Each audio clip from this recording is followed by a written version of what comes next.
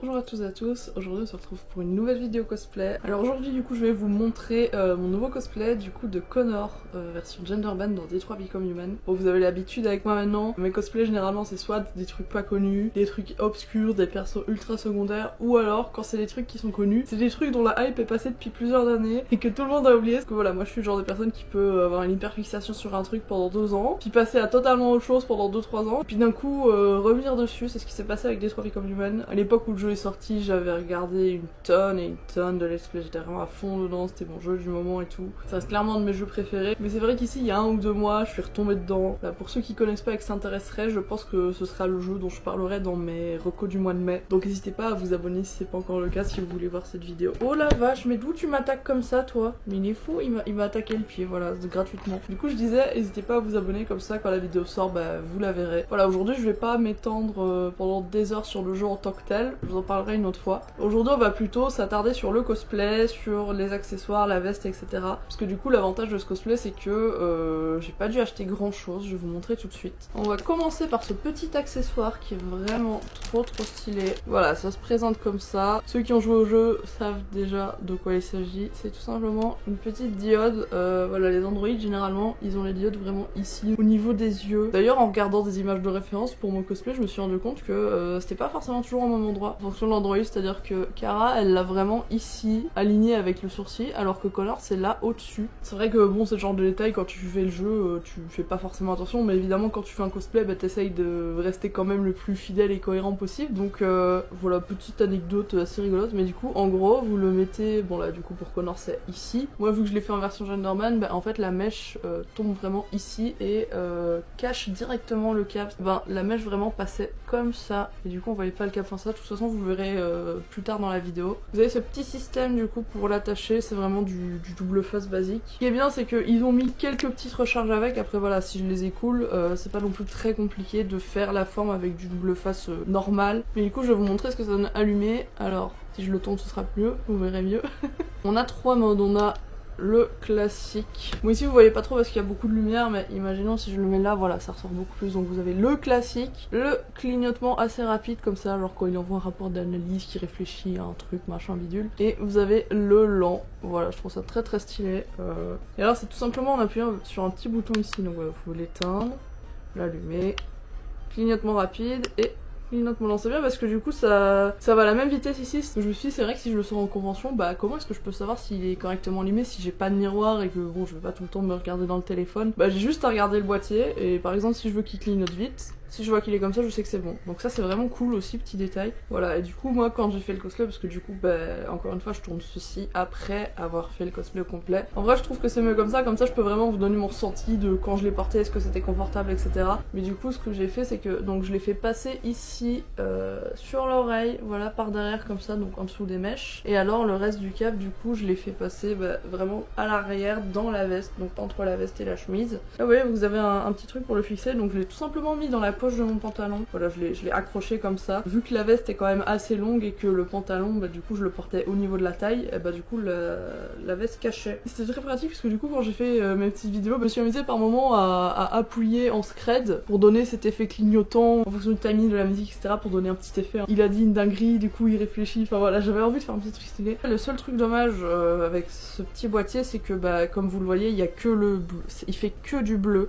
Il fait pas de jaune et il fait pas de rouge, bon voilà, ça c'est dommage parce que bah voilà évidemment j'aurais bien aimé faire des vidéos avec la LED rouge pour bien montrer que ça redevient, etc. Mais franchement c'est pas si embêtant que ça. Il fait très bien son taf, il a pas coûté trop cher, je crois qu'il m'a coûté 7 ou 8 euros à tout casser, je trouve ça vraiment raisonnable pour ce que c'est. Non, c'est tout simplement 2 piles AA, alors oui vous voyez j'ai pas mis les mêmes parce que j'ai fait avec ce qui restait. Je sais pas au niveau de la durée de vie de la batterie comment c'est, mais moi je l'ai porté pendant 2-3 heures. J'ai eu aucun souci. Après je sais pas si sur une journée de convention entière ça tiendrait, je pense que oui. Ça c'était vraiment pour la partie accessoires, et là on va passer évidemment au plus intéressant, c'est-à-dire la veste. Et du coup bah la pièce maîtresse du cosplay évidemment c'est la fameuse veste de Connor. Voilà, je vous montre un petit peu. On va regarder un peu en détail ensemble qu'est-ce que ça vaut niveau qualité, est-ce que les détails sont bien, est-ce que les finitions sont correctes. Alors personnellement je trouve que pour le prix ça va de fou, une trentaine d'euros je crois. Je l'ai trouvé sur AliExpress et en fait on pouvait choisir de prendre vraiment le set entier du coup avec la chemise, le pantalon noir, la cravate et la veste. Et moi du coup vu que j'avais déjà tout ça à la maison, bah, j'ai juste pris la veste. On sait bien qu'ils proposent de juste acheter la veste et pas forcément la tenue en entier. Petit aperçu rapide, voilà, on va regarder de plus près un petit peu tout ça. Alors on va commencer ici par ce côté là, donc vraiment au niveau du cœur. Dans le jeu, les parties bleues, que ce soit ici sur le col, le petit triangle là ou la petite bande bleue ici sur le bras, c'est des parties qui s'allument, qui sont lumineuses, etc. Mais bon, ici je comprends que ce ne soit pas le cas parce que sinon la veste elle coûterait pas 30 €, c'est logique. Mais franchement, moi je trouve ça ok de fou. Avec la LED, on a déjà ce petit aspect lumineux, donc je trouve ça pas si gênant que ça. Le petit triangle ici sur la partie gauche, du coup, franchement très quali. Le petit effet du coup, le petit triangle bleu de différentes nuances de bleu rend très bien. C'est vraiment bien que du coup que ce soit pas juste une sorte d'impression par-dessus. Pourrait s'effacer, etc. C'est vraiment une sorte de petit patch. D'ailleurs, je me demande, est-ce qu'il est collé ou est-ce qu'il est cousu? Ah non, ça m'a l'air d'être cousu. Ici, on voit vraiment les tout petits...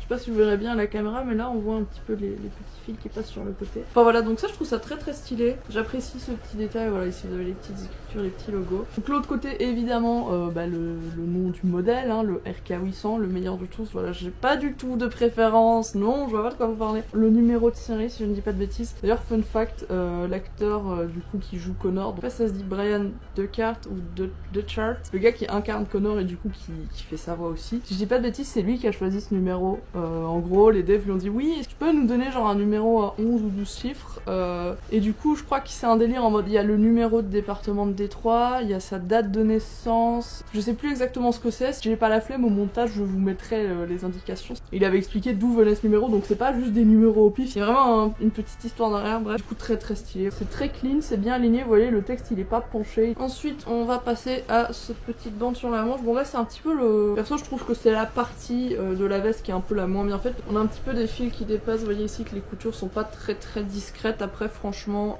c'est quand on s'y attarde de près. Et puis, c'est quelque chose quand même que vous pouvez un peu ajuster. Voilà, vous pouvez recouper un petit peu les fils pour qu'ils soient un peu plus courts. Bon, moi, je l'ai pas fait parce que j'avais pas trop le temps, mais je pourrais le faire si je décide de le mettre en convention. Mais sinon, à part ça, je trouve ça quand même bien que les bords, c'est vraiment du sort de simili-cuir. Je pense pas que c'est du vrai cuir vu le prix. Et ça fait pas cheap en fait, ça va. Mais le tissu bleu ici, très joli aussi. Et on va passer au dos ici parce qu'il y a des petites choses intéressantes. Donc ici vous voyez vous avez le haut du col qui est vraiment bleu foncé. Encore une fois c'est des parties qui dans le jeu sont allumées, donc voilà c'est comme si c'était une petite bande LED sur le haut de sa veste. Je sais pas c'est quoi cette matière ici pour les sortes de bandes qu'ils ont fait là.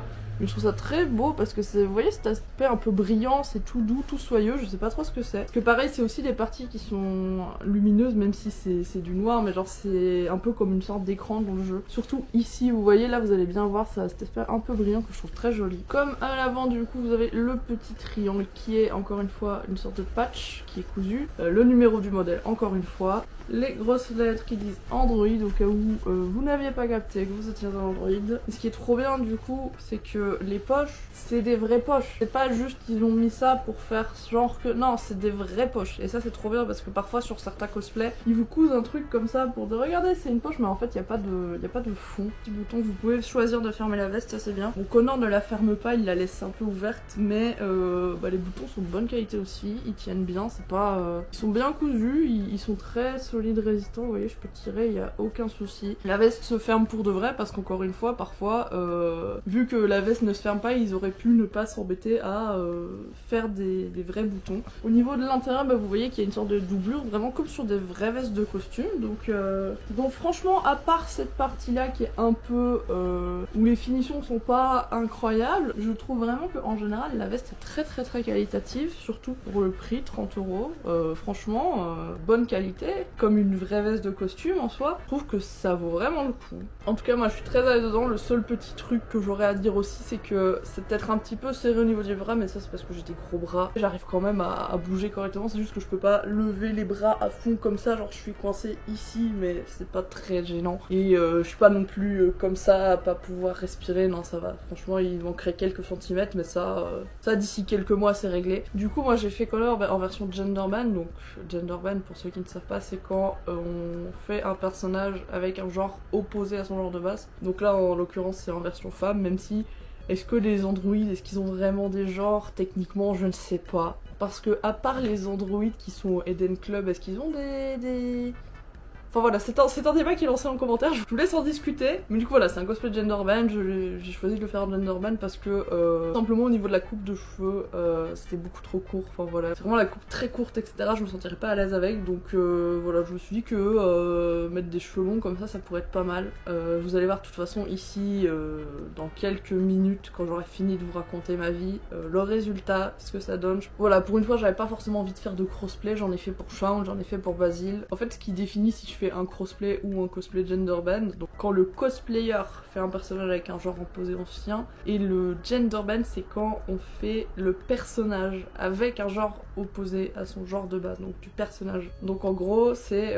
est-ce que je le fais en mec parce que c'est un mec, ou est-ce que je le fais en femme parce que j'ai envie de le faire en femme. Enfin voilà, c'est des petites nuances à saisir, c'est le vocabulaire de cosplayer. Ce qui définit généralement si je fais un crossplay ou un cosplay genderband, c'est simplement la wig, la coupe de cheveux. Là typiquement pour Connor c'était beaucoup trop court, mais quand c'est des persos comme Shaun ou Basile où il y a un peu plus de volume et assez passe-partout, ça y a aucun souci, je m'en fiche. J'avais pas envie de me casser la tête à acheter une lace front, à la couper, etc. À devoir vraiment bien fixer mes cheveux bien en arrière pour qu'on ne les voit pas. Limite il y a des gens, je sais, quand ils font des cosplays avec des wigs aussi courtes, ils commencent vraiment à se couper les petits cheveux qu'il y a ici au niveau de l'oreille. J'avais pas envie de m'embarquer là-dedans. Et puis franchement, je trouve que le résultat en genderband est vraiment très très stylé. J'avais peur que ça n'aille pas. C'est tellement mieux que ce que je pensais. J'ai déjà eu quelques retours du coup sur TikTok, Insta quand je l'ai posté. Vous êtes aussi beaucoup à l'apprécier, donc je suis très très contente. Je sais pas encore si je le sortirai en convention, peut-être. Franchement, je sais pas. Peut-être à la prochaine Mini-Asia, peut-être pas. Ça dépendra un petit peu de mes autres cosplays parce que du coup, c'est le moment où je vous raconte ma vie. En gros, pour la Mia, j'avais prévu du coup de mettre Mizzy de Alien Stage et K-Angel de Needy Streamer Overload, mais je sais pas si je vais mettre K-Angel ou pas. Là je l'ai reçu il y a quelques temps, vous aurez bientôt du coup une vidéo review, unboxing, etc. Il faut juste que je vois au niveau du confort si c'est faisable, parce que du coup, oui, vous avez des sortes de fils de fer avec des rubans qui s'entortillent dans tous les sens. Voilà, je vous mets une image du perso, vous allez comprendre de quoi je parle. Et les pinces ont l'air assez fragiles, enfin en mode ça va, dès que je vais sautiller un peu ça va se décrocher, donc je sais pas du tout si je pourrais la mettre à la Mia ou pas. De toute façon je vous tiendrai au courant dans les vidéos et sur les réseaux. En vrai c'est possible que si je ne peux pas faire K-Angel à la Mia, bah du coup je fasse peut-être Connor. Après voilà, c'est dans plusieurs mois, hein, ça peut encore changer, c'est au mois d'octobre, on est au mois de mai, c'est clairement pas encore décidé, mais je pense que dans tous les cas Mizzy sera d'office là un des 2 jours. Et ça y est, j'ai reçu sa wig et son cosplay est en route, donc j'ai trop hâte, j'ai trop hâte de l'essayer, j'ai trop hâte de vous faire la vidéo review aussi. Mais voilà, c'était le moment où je vous racontais un peu ma vie. Du coup là maintenant, bah, on va passer à la partie essayage et résultats. Je vais vous montrer ce que ça donne, j'espère que ça vous plaira. C'est parti. Ok les gars, regardez-moi ça, comment c'est beaucoup trop stylé. Franchement j'avais très peur au niveau de la wig, parce que je vous avoue qu'avant de la mettre sur ma tête je savais pas trop ce que j'allais en faire. Finalement vous voyez que je fais une sorte de petite frange comme ça. La LED elle ressort super bien, c'est tout pile au bon endroit pour pas voir le câble, enfin c'est... Bon alors je suis en pantoufle, faites pas gaffe hein, ce sera notre petit secret à vous et moi, mais regardez-moi ça, c'est incroyable. Donc ça, qu'est-ce que t'en penses toi, tu trouves ça sympa? T'aimes bien? Oh là là là, c'est trop stylé. Faut savoir que j'hésitais au niveau des lentilles, là vous voyez que j'ai mis des lentilles vraiment noires. J'hésitais pas mal parce que j'avais une autre paire de lentilles qui était brune, mais c'était vraiment brun très clair, et j'ai demandé son avis à Arca. En fait ce que j'ai fait c'est que j'ai mis une lentille noire là et une lentille brune là, et bah tous les deux on trouvait que ça rendait quand même mieux que les lentilles noires. Connor il a les yeux vraiment bruns très foncés, c'est à peine s'il y a quelques reflets bruns, donc on se dit que ça allait rendre mieux.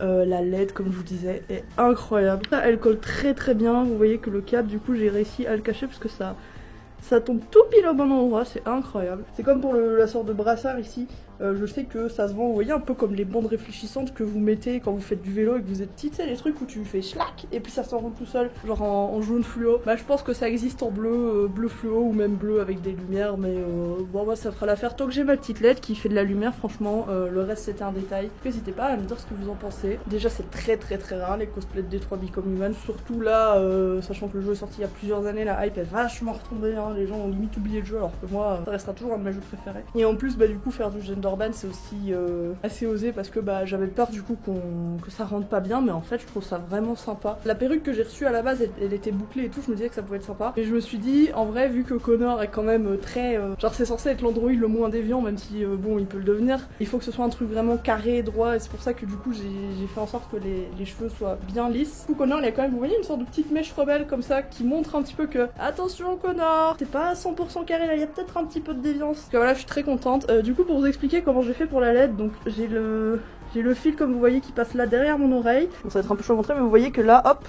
il redescend et ici je l'éclipse à la poche. Quand je mets la veste par dessus, bah, au final on le voit pas. Ouf. Si je suis là comme ça, vous faites pas trop attention. Surtout si on voit pas le bas de mon corps, là vous faites pas attention, paf. C'est un peu gadget hein, mais franchement ça fait très bien le taf. Le seul truc dommage, bah ouais, c'est que c'est que du bleu, il y a pas de jaune ni de rouge. Après les 3/4 du temps, Connor il a quand même la LED en bleu. De toute façon vous avez l'habitude maintenant avec moi, dès que ça fait de la lumière, j'adore que ce soit les lightsticks pour les idols.